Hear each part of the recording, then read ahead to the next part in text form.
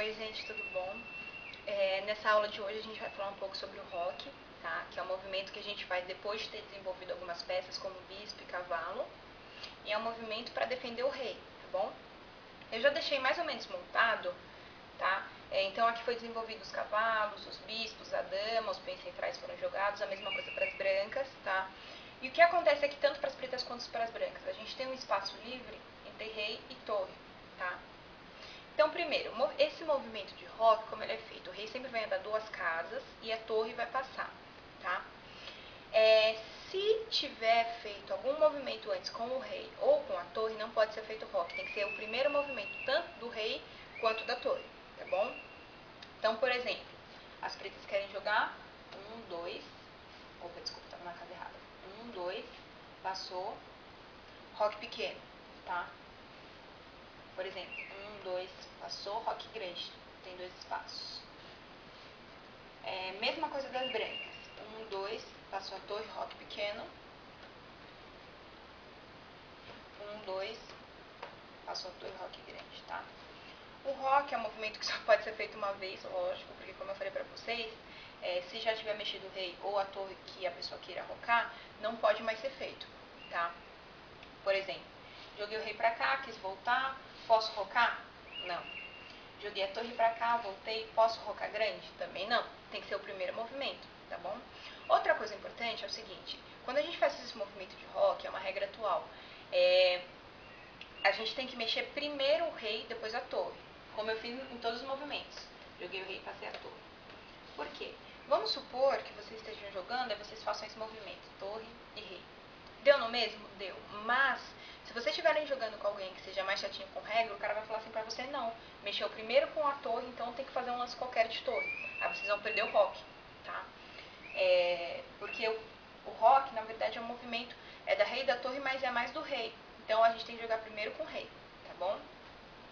Outra coisa importante, vamos supor que esse cavalo esteja aqui, né? Aí eu quero fazer meu rock grande. O que acontece? Se eu for fazer meu rock grande, o rei passaria por uma casa que estaria atacada pelo bispo, tá? Posso fazer? Não pode, tá?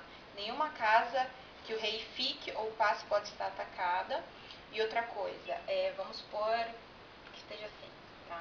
O rei tá sendo ameaçado, aí eu vou fazer o rock. Pode? Também não. O rei não pode estar sendo ameaçado.